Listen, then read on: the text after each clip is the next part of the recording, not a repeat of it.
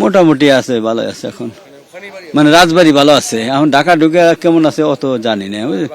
রাজবাড়ি আমি যাচ্ছি হলো শিয়ালদা, কলকাতা শিয়ালদা। হ্যাঁ, আমার নাম শ্যামল কুমার ভদ্র। আমাদের এখানে ভালোই, রাজবাড়িতে ভালোই আছে, অন্যান্য জায়গায় আশপাশে খারাপ। আশপাশে খারাপ, আমাদের কিছু আর বলার নাই। এখন জায়গায় জায়গায় পরিস্থিতি খুবই খারাপ, আমাদের এখানে আবার ভালো আছে। কি জন্য যাচ্ছেন? চিকিৎসা, আমার হাজবেন্ডের ওই যে ফিফ জায়ান্টের হাড় ক্ষয় হয়ে গেছে। অনেক জায়গায় পরিস্থিতি খারাপের কথা বলছেন তারা, যে কারণে অনেককেই ওপার বাংলা ছেড়ে এপার বাংলায় এসে আত্মীয়দের বাড়িতে মাথা গুঁজতে হচ্ছে। সমীরণ,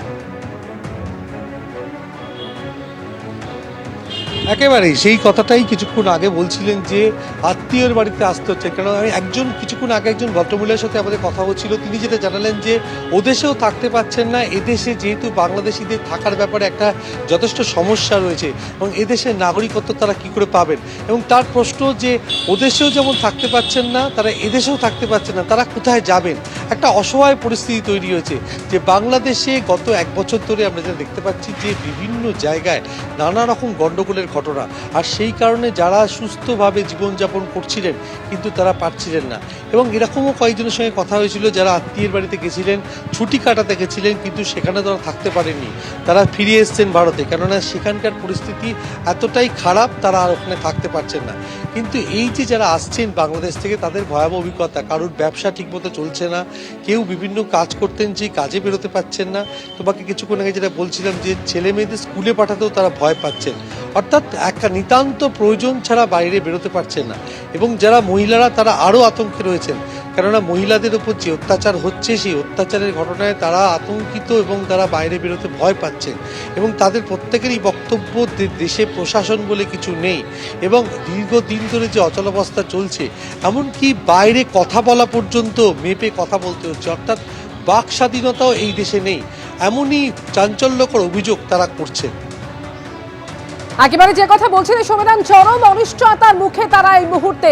সঙ্গে থাকো আমাদের, এবং যেটা আপনাদের জানাচ্ছিলাম যে যেভাবে বাংলাদেশিরা তারা সে দেশ ছেড়ে এখানে চলে আসছেন, কোনো রকমে তারা এখানে আসছেন, তার কারণ সেখানে আশঙ্কার মধ্যে রয়েছেন, অনিশ্চয়তার মধ্যে রয়েছেন।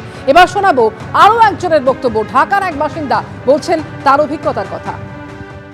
বাংলাদেশের ঢাকার বাসিন্দা শান্তিরঞ্জন সাহা ভয়াবহ অভিজ্ঞতা নিয়ে পেট্রাপোল সীমান্তে এসে পৌঁছেছেন। কথা বলুন শান্তিবাবুর সঙ্গে, কি পরিস্থিতি ঢাকার? পরিস্থিতি ভালো না, খালি আল্লাহ আকবর দেয় আর জোর জোর মরছে। কি করছে? মিছিল মিছিল রাস্তাঘাট আটকে দিচ্ছে, দোকান বাজার অর্ধেক খোলা অর্ধেক খোলা না।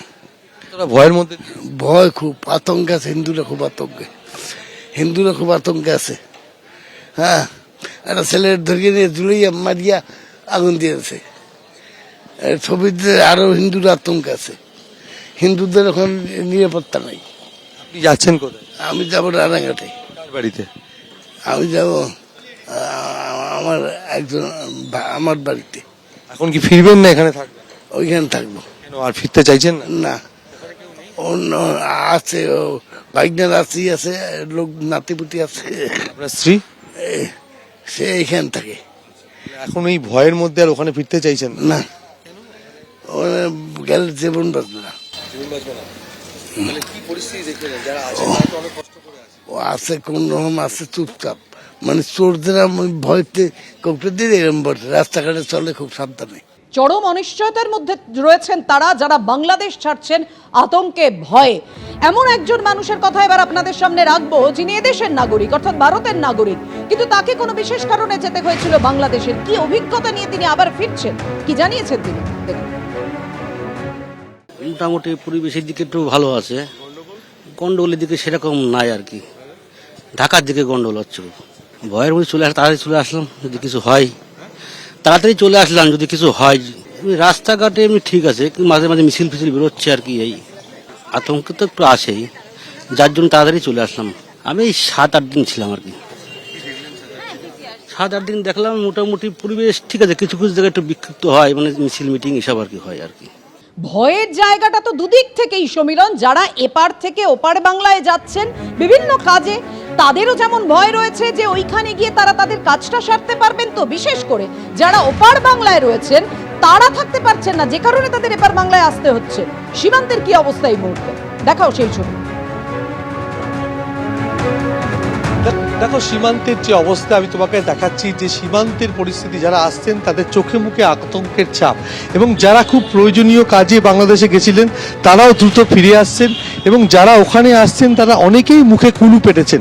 এবং এই মুহূর্তে তোমাকে দীপ্ত ছবিটা দেখাচ্ছে যে প্যাসেঞ্জার টার্মিনাল পেট্রাপোলের, এবং সেখান থেকে বাংলাদেশের নাগরিকরা তারা এদেশে আসছেন এবং তাদেরকে পরীক্ষা নিরীক্ষা করছেন বিএসএফ এর কর্তব্যরত জওয়ানরা।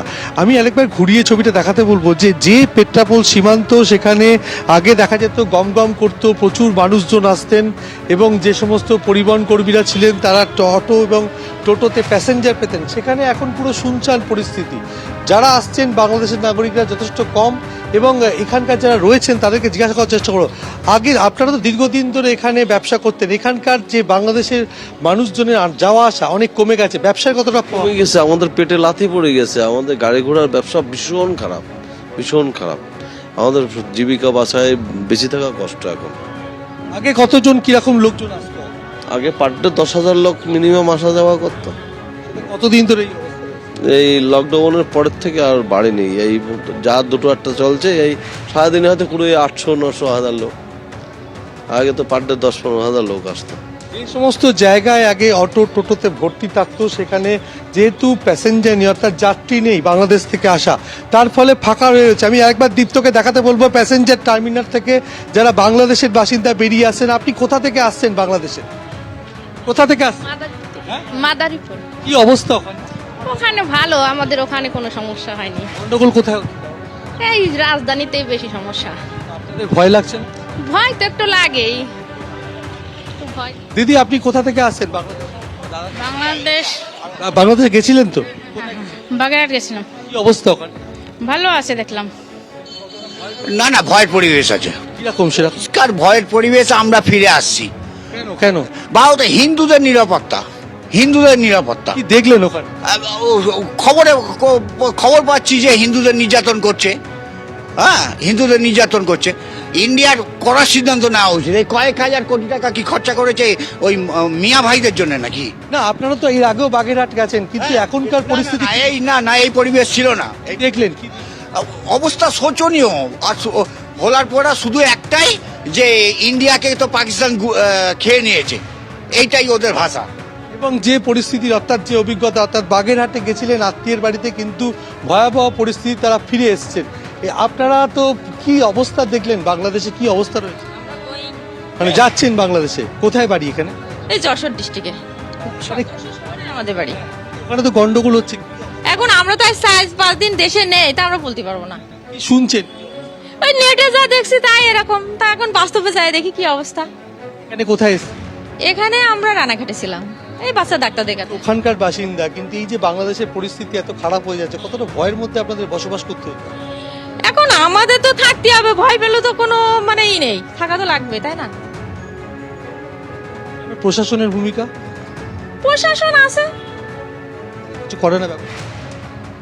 করেন না তো, না করলে কি আমরা আসি নাকি?